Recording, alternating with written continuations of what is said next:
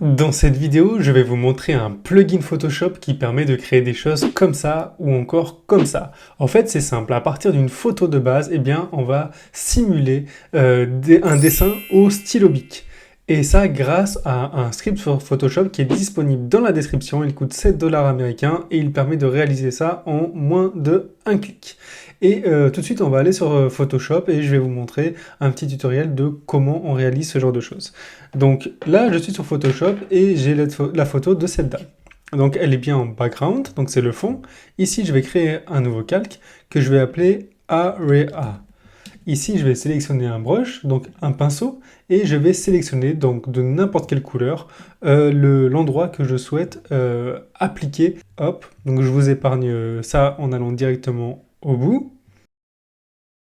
Voilà, je viens de sélectionner du coup la partie sur laquelle je souhaitais appliquer le script. Et du coup, maintenant, je vais aller dans Window, puis Actions, et c'est là que tout va se faire en moins d'un clic. Je sélectionne Pen Sketch Photoshop Action et j'appuie sur Play. Et là, le logiciel, donc Photoshop, va calculer et va appliquer une série d'actions qui vont permettre d'aboutir au résultat final. Donc là, le temps dépend de la puissance de votre ordinateur. On se retrouve tout de suite une fois le travail terminé. Et nous revoici 30 secondes après le début du travail et on va voir le résultat. Donc si je zoome un petit peu, on peut voir les coups de crayon, les brushes appliquées, tout est exactement comme je l'imaginais. Donc on voit bien ici tous les petits détails du stylo bic.